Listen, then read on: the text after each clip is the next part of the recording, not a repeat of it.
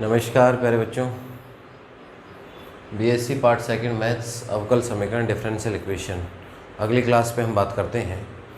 पिछली क्लासेस में हम पढ़ के आ रहे हैं कि एक मेथड पढ़ा था अवकल समीकरण को हल करने का, और अवकल समीकरण का हल कैसे करते हैं सॉल्यूशन ऑफ डिफरेंशियल इक्वेशन में हम पढ़ रहे थे। विधि हमने शुरू करी थी चर पृथक्करण विधि, चर पृथक्करण विधि या इसको हम कहते हैं वेरिएबल सेपरेशन मेथड। क्या कहते हैं प्यारे बच्चों? वेरिएबल सेपरेशन मेथड, चर पृथक्करण विधि या वेरिएबल सेपरेशन मेथड, चर पृथक्करण विधि या वेरिएबल सेपरेशन मेथड। ठीक है, चर पृथक्करण या विधि या वेरिएबल सेपरेशन मेथड में मैंने बताया था आपको बेसिक बातें हम करके आए कि dy के साथ क्या होगा, y के पद लगाने होते हैं, और dx के साथ किसके पद लगाने होते हैं, टर्म्स किसके काम आएंगे, x के। और उसके बाद दोनों तरफ समाकलन या क्या करेंगे, इंटीग्रेशन। दोनों तरफ क्या करेंगे, समाकलन या इंटीग्रेशन। देखिए प्यारे बच्चों, सीधा सा कंसेप्ट है चर पृथक्करण या वेरिएबल सेपरेशन। ज़्यादा कोई दिमाग लगाने की, बड़ी चीज़ों को बर्डन बनाने की जरूरत नहीं, बहुत आसान काम है और एक बार पढ़ लीजिए बस परफेक्ट हो जाओगे। ठीक है, तो चर पृथक्करण विधि या वेरिएबल सेपरेशन मेथड क्या कहता है कि dx के साथ किसके पद लगाइए, x के, dy के साथ किसके पद लगाइए, y के। कांस्टेंट का कोई इश्यू नहीं है, किधर भी रख सकते हैं। ठीक है, अब देखिए क्वेश्चन इसके, क्वेश्चन आपके पास x y square plus x, question लेके चल रहे हैं हम। X y square plus x into कितना होगा आपके दिया हुआ आपके पास d x plus y x square plus y, y x square plus y, और d y is equal to क्या दे रखा है, 0। ठीक है, कोई भी सवाल हो देखिए समझने के हिसाब से बता रहा हूँ, बाकी जब समझ जाओगे, पढ़ने लग जाओगे, थोड़े थोड़े आगे क्वेश्चन सोल्व कर लेंगे तो फिर कोई किसी प्रकार का कोई इश्यू नहीं आने वाला। लेकिन समझने के अकॉर्डिंग बता रहा हूँ, कोई भी सवाल हो उसको सबसे पहले dy/dx लिखा करो जिससे स्थिति क्लियर हो जाए। आगे और भी मेथड पढ़ने वाले हैं इसलिए बेसिक बातें बता रहा हूँ मैं। अभी तक तो देखो एक ही मेथड पढ़ रहे हैं, चाहे जैसे सोल्व कर लें। फिर जब 5 मेथड पढ़ लेंगे तो फिर पता भी तो चलना चाहिए कि इसमें कौन सा मेथड लगेगा। एग्ज़ाम वाला नहीं कहेगा, पेपर वाला नहीं पूछेगा आपसे या नहीं बोलेगा कि ये मेथड लगाना है। एग्ज़ाम में सिर्फ इतना ही लिखा हुआ आएगा क्वेश्चन में कि हल कीजिए या क्या करना है, इसको सोल्व करना है। एग्ज़ाम में सिर्फ इतना ही लिखा आएगा प्यारे बच्चों कि क्या करना है, इसको सोल्व करना है। अब सोल्व कैसे करें, कौन सा मेथड लगेगा, पहला लगेगा, दूसरा, तीसरा, कौन सा मेथड, तो इसलिए पता चलना चाहिए। इसलिए सवाल को शुरुआत से उसी पैटर्न से सीखिए। देखो क्या होगा आपके पास, इसको हम लिख सकते हैं एक्स वाई स्क्वायर प्लस कितना होगा एक्स, और ये होगा d x is equal to, इसको ऐसे लिख सकते हैं minus y x square plus y into कितना हो गया डी वाई। ठीक है, डी वाई के नीचे लगा देते हैं डी एक्स, तो ये बन जाएगा आपके पास क्या बनेगा, डी वाई अपॉन क्या बन गया, डी एक्स। ठीक है, यहाँ से भी मैं सोल्व कर सकता हूँ इस सवाल को, लेकिन हर एक सवाल में जो बेसिक चीज़ है, क्यों आगे और भी मेथड पढ़ने वाले हैं, ऐसा तो है नहीं कि यही मेथड पढ़ के हम ख़त्म करने वाले हैं। तो एग्जाम में जब भी सवाल आए तो सवाल में सबसे पहले क्या बनाया करो, dy/dx। जैसे ही आप dy/dx बना लेते हो तो स्थिति क्लियर हो जाती है। अब देखिए इसमें dy/dx ये इधर चला गया, इसके नीचे आएगा तो ये हो गया x y square plus x, और नीचे कितना आ गया, माइनस है, और ये हो गया आपके पास वाई एक्स स्क्वायर प्लस कितना हो गया आपके पास वाई। ये बन गया dy/dx। या तो ऐसा सवाल दिया हुआ मिलेगा आपको, या तो ऐसा क्वेश्चन दिया हुआ ही मिलेगा जैसे कल किया था क्वेश्चन हमने, और नहीं दिया हुआ अगर इधर उधर लिखा हुआ है, कुछ इधर है, 2 जगह भी dx हो सकता है, dx एक जगह करो। तो सवाल का पहला टारगेट ये रखो कि सवाल में हमें क्या बनाना है, dy/dx। क्या बनाना है प्यारे बच्चों, dy/dx बनाना है। जैसे ही dy/dx बन जाएगा, क्या बन जाएगा आपके पास, dy/dx। उसके बाद सोचो कि ये चर पृथक्करण विधि काम करेगी या नहीं करेगी। चर पृथक्करण का मतलब वेरिएबल अलग अलग हो रहे हैं क्या, x वाले एक जगह कर लूँ, y वाले एक जगह कर लूँ, ऐसा संभव है क्या, अब आपको सोचना है। तो यहाँ से देखिए इसको मैं ऐसे लिख सकता हूँ, ये है आपके पास dy/ कितना dx इज इक्वल टू, यहाँ से क्या कॉमन लेंगे, x कॉमन लेंगे तो ये हो गया आपके पास वाई स्क्वायर प्लस 1, और नीचे से क्या कॉमन लेंगे y, तो ये हो गया आपके पास एक्स स्क्वायर प्लस 1। यही बना आपके पास। अब देखिए ध्यानपूर्वक देखिए, इस चीज़ को ऐसे लिख सकते हैं, ये तो किसका भाग है, x का, ये तो पूरा x का पार्ट है, और ये पार्ट किसका आपके पास y का, ऐसे ही पार्ट है। तो y का जितना भी पार्ट है उसको तो dy की तरफ ले आएंगे, लेके आ सकते हैं, नीचे वाला ऊपर, ऊपर वाला कहाँ, नीचे, और इस x वाले के पास किसको भेज देंगे, dx को। तो स्थिति क्लियर हो जाती है। सबसे पहले कोई भी सवाल या कोई भी प्रश्न हो, उस क्वेश्चन के अंतर्गत आपको dy/dx या तो लिखा हुआ मिलेगा या पहले लिख लीजिए, क्योंकि अभी तो पहला मेथड है, कैसे भी सोल्व कर सकते हैं। 5-6 मेथड सीख जाएंगे अपन, उसके बाद क्या करेंगे, कौन सा मेथड लगेगा तो वो यहीं से दिखेगी स्थितियाँ। जैसे अगला मेथड सिखाऊंगा तो वो यहीं से देखने से ही पता चल जाएगा कि ये मेथड लगेगा। इसलिए कोई सा भी सवाल आए एग्जाम में, क्या लिखना है उसका, dy/dx। बहुत बेसिक से चल रहा हूँ, ऐसे नहीं कि ये सीख गए फिर अगले में और कुछ सीख गए। एग्ज़ाम के पर्पज़ से पढ़ रहे हैं भी अपन। अब देखिए इधर भेजते हैं इसको, तो देखो क्या करेंगे, चर पृथक करने पर, चर पृथक करने पर, चर पृथक करने पर या सेपरेटिंग वेरिएबल्स, चर पृथक करने पर या सेपरेटिंग वेरिएबल्स, सेपरेटिंग वेरिएबल्स, चर पृथक करने पर या सेपरेटिंग वेरिएबल्स, वेरिएबल सेपरेट करेंगे इसमें। तो देखो क्या बनेगा अपने पास, बोर्ड पे देखो, बाद में नोट कर लेना आराम से, पहले एक समझो तो सही सवाल को। y वाला तो dy के पास जाएगा, तो ये तो हो गया माइनस, किधर भी रख सकते हैं, ये तो हो गया आपके पास y अपॉन, ये नीचे चला गया y² + 1, और यहाँ से कितना हो गया dy = माइनस, ये हो गया x अपॉन कितना हो गया x² + 1, और इंटू कितना हो गया आपके पास dx। ठीक है, अब ध्यान से देखिए सवाल में कि y या dy के पास सभी पद किसके हैं, y के, और dx के पास सभी पद या टर्म्स किसके आ रहे हैं आपके पास, x के। अब दोनों पक्षों में क्या कर सकते हैं, समाकलन। तो लिखेंगे दोनों पक्षों में समाकलन करने पर, दोनों पक्षों में समाकलन करने पर, इंटीग्रेटिंग बोथ साइड्स। अब दोनों पक्षों में समाकलन इंटीग्रेशन करने वाले हम, ठीक है। तो दोनों पक्षों में समाकलन इंटीग्रेशन करें तो ये हो गया y अपॉन कितना होगा y² + 1, और ये कितना हो गया आपके पास dy, माइनस इंटीग्रेट, ये हो गया x अपॉन x² + 1, और इंटू कितना हो गया आपके पास dx। ठीक है, समाकलन इंटीग्रेशन देखिए, नीचे वाले पार्ट को क्या मानना पड़ेगा, t, तब जाके इंटीग्रेशन होगा आपके पास। तो देखिए क्या करेंगे, यहाँ ब्रैकेट लगा के लिख दिया करें कि y² + 1 = मैंने क्या मान लिया, t मान लिया, तो ये हो गया आपके पास 2y और dy, 1 का तो 0 हो गया, और ये कितना हुआ dt। तो मेरे को तो y dy चाहिए, तो y dy कितना हो गया आपके पास 1/2, और ये कितना हुआ आपके पास dt, 1/2, और ये कितना हो गया आपके पास dt। तो देखिए यहाँ से लिखेंगे तो इसकी जगह आएगा y dy, यही तो आपके पास y dy की जगह कितना आएगा 1/2 dt, तो ये हो गया 1/2, और ये कितना हो गया आपके पास dt। नीचे y² + 1 का कितना हो गया t, और ये इंटीग्रेशन हो गया आपके पास। इधर माइनस सेम ही है, इधर y है इधर x है, इसको t की जगह कोई v मान लो, तो लिखना चाहो तो लिख दो, दिखा दो, या बाकी दिखाने की कोई आवश्यकता नहीं है। ऐसे कह दो कि इसको हमने क्या मान लिया v, पूरा दिखाने की जरूरत नहीं, वही 1/2, और यहाँ v माना तो dv अपॉन कितना आ जाएगा आपके पास v।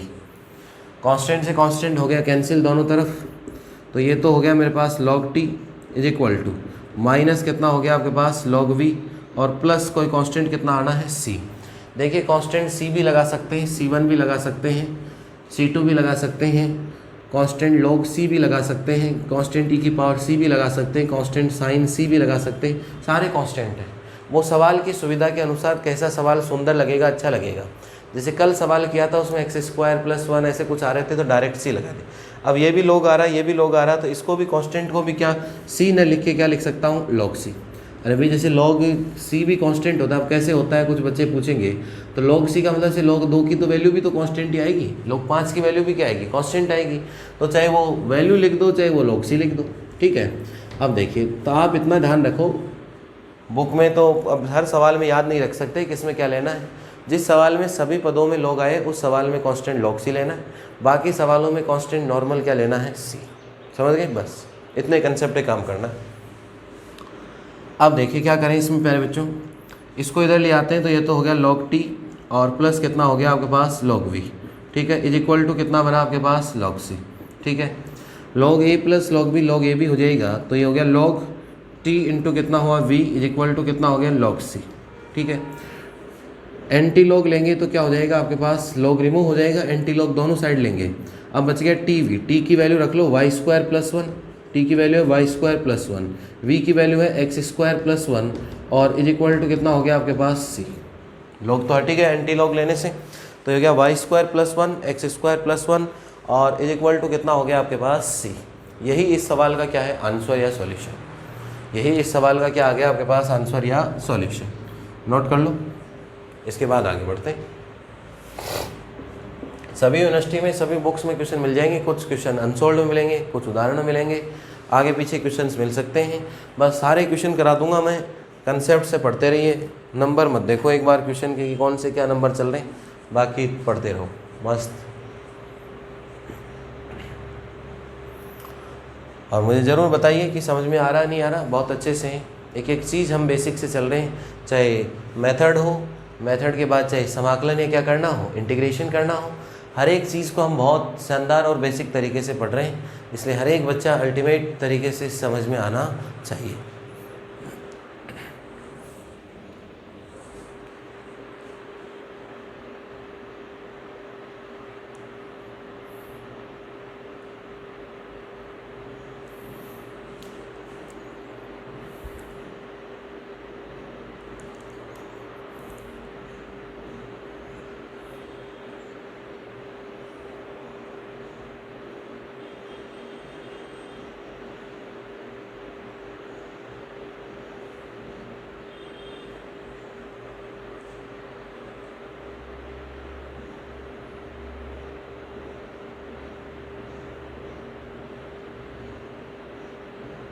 लिख लीजिए प्यारे बच्चों इसको अच्छे से, इसके बाद आगे बढ़ते हैं।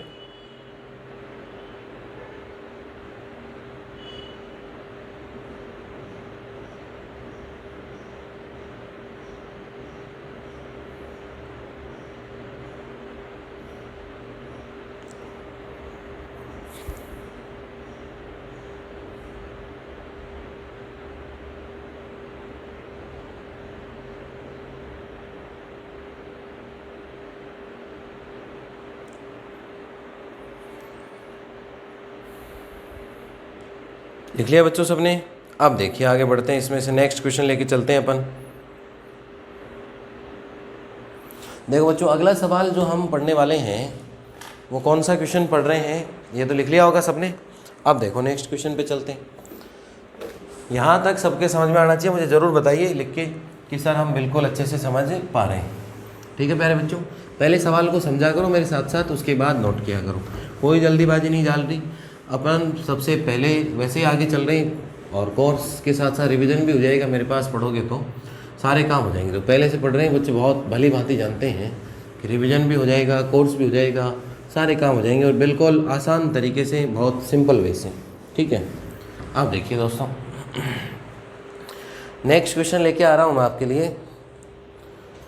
नेक्स्ट क्वेश्चन है e⁻y+1 cos x। Next question लिखिए, मैं एक बार लेवल से क्वेश्चन करा रहा हूँ, पहले थोड़े कल बहुत आसान था, आज थोड़ा सा उससे ऊपर, फिर थोड़ा सा उससे ऊपर, फिर धीरे धीरे ऐसे सीढ़ी दर सीढ़ी चढ़ेंगे।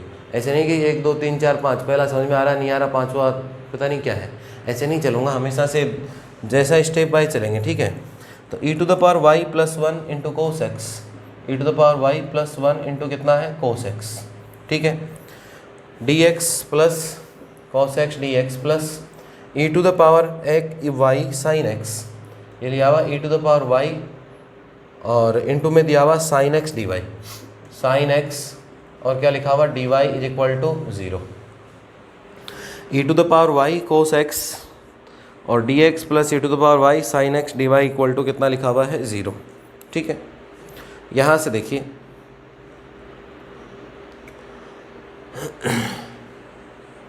अब देखो इसको करते हैं सॉल्व।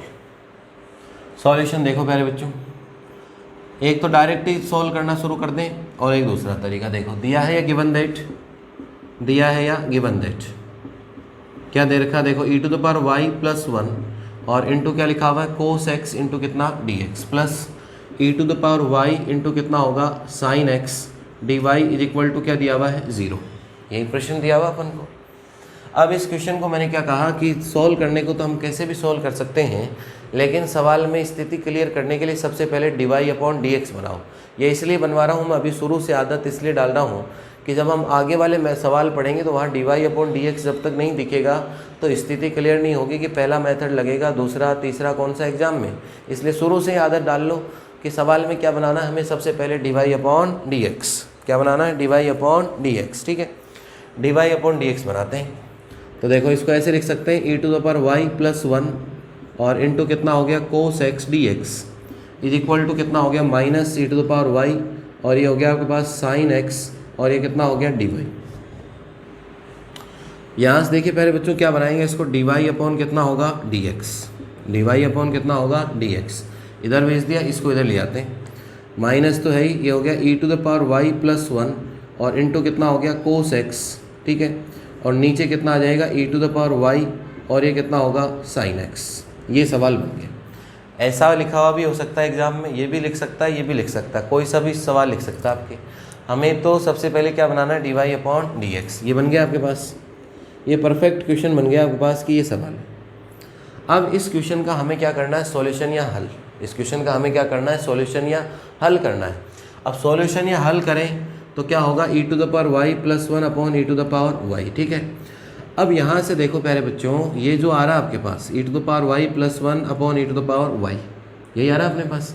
ये तो y का है पूरा पार्ट, इतना पार्ट तो किसका है, y का, और ये आगे वाला पार्ट किसका है, x का। तो इनके साथ तो dx लगा लो और ये किसके पास लिया, y के पास। इतना ही तो कंसेप्ट है। तो देखो क्या बनेगा आपके पास, ये इधर आएगा तो ये तो ऊपर आ गया, e to the power y upon ये नीचे आ जाएगा। तो एक लाइन जरूर लिखा करो कि चर पृथक्करण विधि से, कौन सी विधि काम में ले रहे हैं हम, चर पृथक्करण विधि से, by variable separation method, by variable separation method,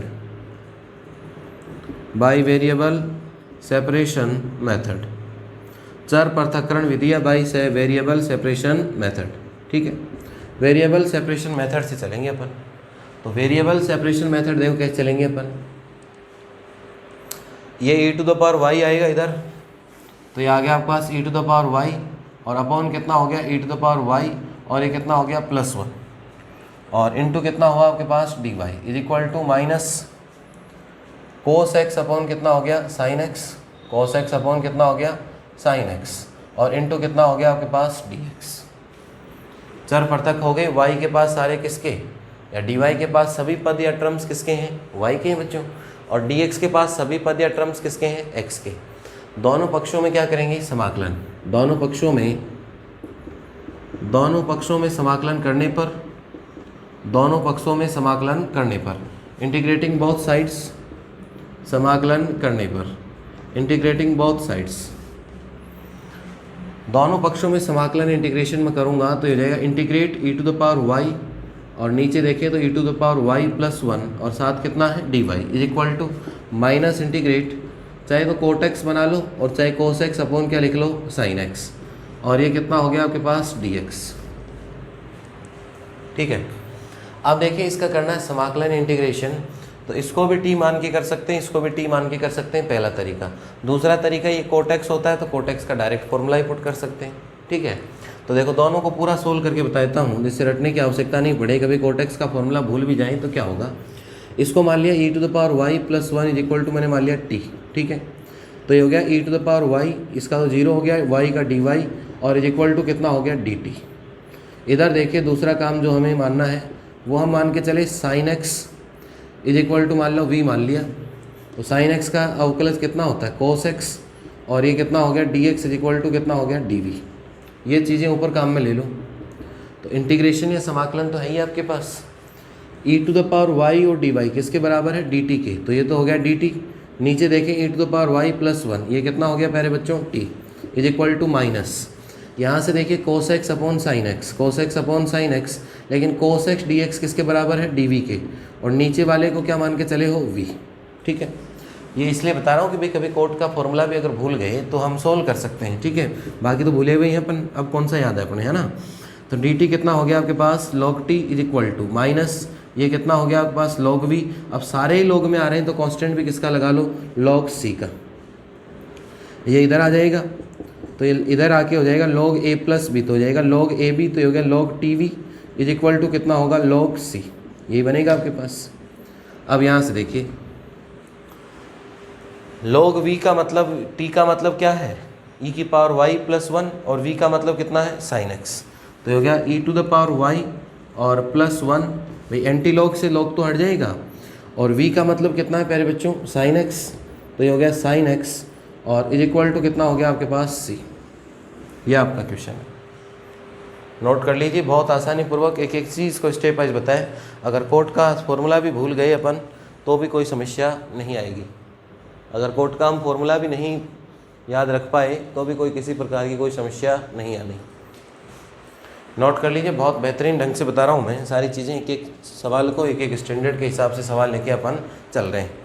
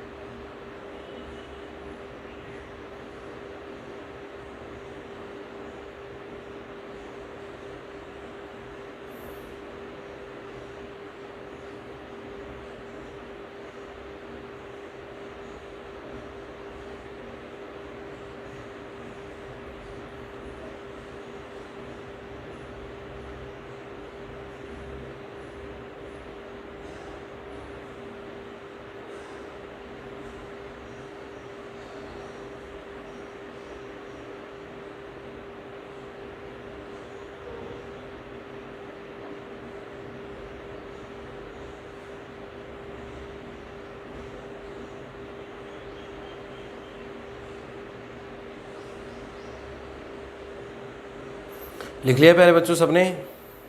अब देखिए अगला सवाल लेके आते हैं अपन, या नेक्स्ट क्वेश्चन पे बात करते हैं। देखिए नेक्स्ट क्वेश्चन,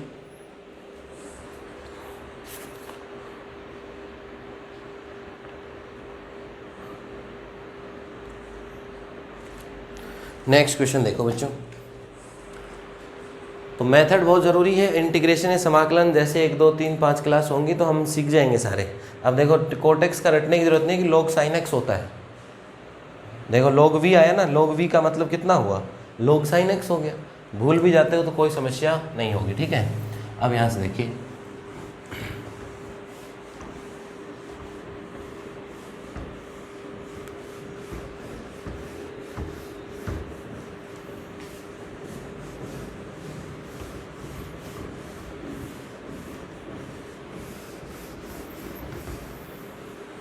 देखो बच्चों नेक्स्ट क्वेश्चन क्या दे रखा हमें। क्वेश्चन लिख लो सभी, फिर बोर्ड पे देखो, फिर जब पूरा सोल्व कर लें, पूरा समझ लें अपन, उसके बाद नोट किया करो। समझ रहे हो मेरी बात को? पहले क्वेश्चन लिख लिया करो साथ, आपसे कुछ थोड़ा बहुत हो रहा हो तो कर लिया करो, नहीं तो समझा करो और उसके बाद बात करेंगे, ठीक है। अब यहाँ से देखिए क्वेश्चन देखो, 3e⁻x tan y dx, 3e⁻y tan x और dx प्लस 3e⁻x, ये x है और ये y है, ठीक है। 3e⁻x tan y dx plus 1 minus e⁻x, 1 minus e⁻x, और ये है आपके पास sec y, ये है आपके पास sec square y dy equal to 0, sec square y dy equal to कितना, 0। क्वेश्चन नोट करो बच्चों, फिर आगे बढ़ते हैं। 3e⁻x tan y dx plus 1 minus e⁻x sec square y dy equal to कितना, 0, ठीक है। अब यहाँ से देखिए सॉल्व करते हैं इस क्वेश्चन को। सबसे पहले देखिए सवाल, अभी तो सारे सवाल कैसे ही कर लो, चाहे चर पृथक के मेथड पढ़ रहे हैं तो होंगे, लेकिन एग्जाम में क्वेश्चन याद थोड़ी रहेंगे, नहीं रहेंगे। इसलिए सबसे पहले कोई भी क्वेश्चन हो dy/dx बनाओ, वहाँ से स्थिति क्लियर होगी कि चर पृथक होगा या नहीं होगा, तो शुरू से आदत डाल लो ये। तो देखो सॉल्यूशन क्या है, दिया है या गिवन दैट, दिया है या गिवन दैट, क्या दे रखा आपको, 3e⁻x, ये हो गया आपके पास tan y और dx प्लस 1 माइनस e⁻x, ये हो गया sec स्क्वायर y और dy इक्वल टू कितना हो गया, 0। 3e⁻x tan y dx plus 1 minus e⁻x sec square y dy equal to कितना, 0, ठीक है। अब यहाँ से देखिए इस सवाल को ऐसे लिख सकता हूँ, 3e⁻x और ये हो गया मेरे पास tan y dx, इसको उधर ले गया तो -1 minus e⁻x sec square y और ये हो गया dy। सबसे पहले मैंने क्या बताया, dy अपॉन क्या करो, dx। करने को देखो ऐसे भी कर सकते हैं, यहाँ से भी कर सकते हैं, ये dy है, ये y का है, तो इसके पास tan y को ले आओ और इसको इधर भेज दो, ये भी कर सकते हैं, फिर भी तो करेंगे, लेकिन अभी तो पता चल रहा है कि ये चर पृथक्करण वाला ही, और कोई दिमाग ही नहीं चल रहा। फिर जब हम 5 मेथड सीख जाएंगे, 6 मेथड सीख जाएंगे, तो फिर एग्जाम में क्वेश्चन आएगा, उसको देखना पड़ता है कि कौन सा मेथड इसमें अप्लाई होगा। अब चाहे इसको डायरेक्ट कर सकते हैं, यहाँ से देखो, यहाँ भी लिख सकते हैं कि चर पृथक्करण विधि से, चर पृथक्करण विधि से, चर पृथक्करण विधि से बाई वेरिएबल सेपरेशन मेथड, चर पृथक्करण विधि से by variable separation method. Variable separation method क्या कहता है कि dx है तो 3 तो चाहे किधर रख लो, कांस्टेंट का कोई फ़र्क नहीं है, और ये dx, x वाला इधर ले आओ x के पास, तो नीचे आ गया, माइनस के साथ ही ले आता हूँ 1 माइनस ई की पावर कितना हो गया x, ठीक है, माइनस किधर रख लो कोई फ़र्क नहीं पड़ना। ये y का है तो ये उधर चला गया, ये हो गया सेक स्क्वायर y, और ये कितना हो गया 10y, और ये हो गया आपके पास dy। ये किसी प्रकार की कोई डाउट यहाँ तक, किसी बच्चे को कोई समस्या? ठीक है, अब देखो प्यारे बच्चों, अपन क्या करने वाले हैं इसके अंतर्गत, यहाँ से हम क्या करेंगे इस क्वेश्चन में, समझ आ रहा है ना भी, सबको अच्छे से समझ आना चाहिए। अब देखो प्यारे बच्चों क्या करने वाले हैं इसमें, ये हो गया 3e to the power x 1 minus e की पावर x, और ये कितना हो गया dx, sec square y 10y dy, dx के पास सारे किसके हैं x के, और dy के पास सभी किसके हैं y के। यही तो हो रहा है इस क्वेश्चन में। अब क्या करेंगे इसमें, दोनों पक्षों में समाकलन करने पर, दोनों पक्षों में समाकलन करने पर, दोनों पक्षों में समाकलन करने पर, दोनों पक्षों में समाकलन करने पर, या इंटीग्रेटिंग बोथ साइड्स। देखिए दोनों साइड इंटीग्रेशन करेंगे तो यहाँ देखिए इंटीग्रेशन शुरू करते हैं अपन। इंटीग्रेशन शुरू करें तो ये हो जाएगा आपके पास, इंटीग्रेट 3 तो बाहर कर लेता हूँ, e to the power x upon, ये देखो माइनस अंदर भेजेंगे तो ये तो माइनस का और ये प्लस का, तो इसको ऐसे लिख सकते हैं e to the power x minus 1 into कितना हो गया आपके पास dx। इंटीग्रेशन ये हो गया सेक स्क्वायर y, और नीचे कितना हो गया आपके पास 10y, और ये कितना हुआ आपके पास dy। ठीक है, अब देखिए सोल्व कैसे होगा, नीचे वाले को भी t मानना पड़ेगा, e to the power x minus 1 equal to कितना मान लिया t, तो हो गया e to the power x 1 का 0 dx, और t का कितना हो गया dt। इसको भी कुछ मान लो, तो 10y को मान लो, मैंने v मान लिया, तो 10y का क्या होता है सेक स्क्वायर y, और ये हो गया dy इज इक्वल टू कितना होगा आपके पास dv। यही बनेगा आपके पास। अब ये जो चीज़ें आई अपने पास इंटीग्रेशन या समाकलन सोल्व करने के लिए एसेंशियल बातें हैं, ये ऊपर वैल्यू पुट करते हैं, तो देखिए ये बन जाएगा हमारे पास 3 e to the power x dx, e to the power x dx कितना हो गया मेरे प्यारे बच्चों dt। यहाँ से देखिए कितना हुआ आपके पास t। इसके बाद देखो दोस्तों, ये तो हो गया सेक स्क्वायर y dy, ये कितना हो गया आपके पास dv, और ये कितना हो गया आपके पास v। दोनों तरफ क्या करना है, समाकलन इंटीग्रेशन करना है, बहुत आसान इंटीग्रेशन है। अब तो ये कितना हो गया 3, ये क्या हुआ आपके पास log t, और ये क्या हो गया आपके पास log, और कितना हो गया v। अब ये भी log में, ये भी log में, तो कांस्टेंट c की बजाय कितना लगाया करो log c, कांस्टेंट c की बजाय कितना लगा सकते हो log c। अब देखिए एक चीज़ मालूम होगी कि log से पहले जो संख्या होती है वो कहाँ चली जाती है, पावर में, तो ये क्या log t to the power 3, और इधर चाहे प्लस कर लो, इधर चाहे इसको माइनस कर लो, तो log a plus log b कितना हो गया log a b, तो ये हो गया v इंटू कितना c।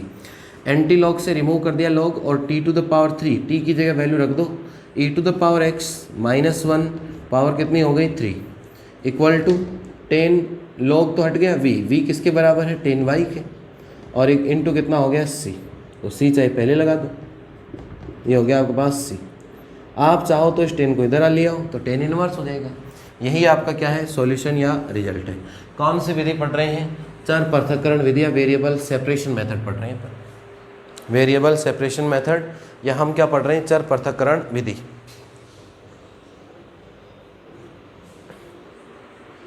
तो नोट करो बहुत अच्छे ढंग से एक एक चीज़ को, एक एक समाकलन इंटीग्रेशन को सोल्व करते हुए, और उसके बाद बात करते हैं आगे।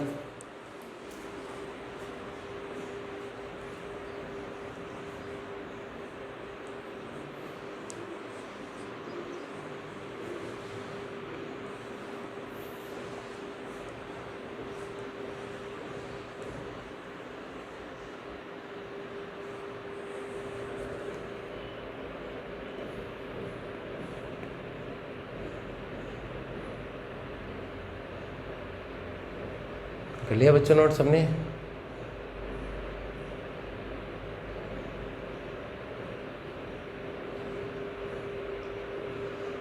तो ये हो गया 3e⁻x 10y dx plus 1 minus e⁻x x² y dy equal to क्या क्वेश्चन था 0। यही क्वेश्चन था अपने पास। अब इस क्वेश्चन को हमने सॉल्व किया, सॉल्व करने के बाद समाकलन इंटीग्रेशन किया और इंटीग्रेशन करने के बाद रिजल्ट आ गया अपने पास। तो बहुत आसान तरीके से स्टेप वाइज चलना है प्यारे बच्चों, और मैं उस हिसाब से पढ़ा रहा हूँ जिस हिसाब से एग्ज़ाम में आप क्वेश्चन देख के सॉल्व कर सकते हो। इसीलिए तुम हर सवाल में इसको, चलो मैंने डायरेक्ट बता दिया, लेकिन हर सवाल में पहले क्या बनाया करो प्यारे बच्चों, dy/dx। ये आदत बना लो कि पहले चैप्टर में हमें हर सवाल में dy/dx इक्वल टू लिखना ही है सवाल को। अगर नहीं लिखा हुआ या तो पहले से लिखा हुआ आएगा, नहीं लिखा हुआ है तो भी सवाल को क्या लिखेंगे dy/dx के बराबर में। उससे क्या है कि स्थिति क्लियर हो जाती है कौन सा मेथड लगेगा। अभी तो एक ही मेथड पढ़ रहे हैं तो हर सवाल में लगना वही है, लेकिन जब 5 मेथड पढ़ लेंगे उसके बाद मैं पूछूंगा कि अब कौन सा लगेगा, तो फिर सोचना पड़ेगा आपको। तो सोचेंगे और समझेंगे तभी हम उस चीज़ को अच्छे से बता पाएंगे जब dy/dx लिखा हुआ हो और मैं पहचान करना बताऊंगा लास्ट में। एक बार तो पढ़ो सारे मेथड और उसके बाद अच्छे से पहचान करना बताऊंगा। एक दूसरी बात ये थी कि सब बच्चों को बताइए, इन चीज़ों को शेयर कीजिए सब बच्चों के साथ। पेपर चल रहा है बच्चे, बहुत अच्छे तरीके से चल रहा है मेरे प्यारे बच्चों, और एक एक सवाल बेहतरीन ढंग से अपन सॉल्व कर रहे हैं, बिल्कुल विद द कंसेप्ट सॉल्व कर रहे हैं। इसलिए सब बच्चों को कनेक्ट कीजिए, ज़्यादा से ज़्यादा बच्चों के साथ बताइए, सब बच्चे बेनिफिट ले सकें। न्यू पेपर अपना स्टार्ट है, मैथ्स में, फिजिक्स में, केमिस्ट्री में, सब चीज़ों में। तो इसलिए बच्चों, और सब यूनिवर्सिटी का काम होगा, सब यूनिवर्सिटी के बैचेज हैं, सारे काम होंगे, पूरा कोर्स होगा कंप्लीट। तो बिल्कुल बेफिक्र और निश्चिंत पढ़ते रहिए। ठीक है प्यारे बच्चों, मिलते हैं अगली क्लास में। धन्यवाद सबको, थैंक यू।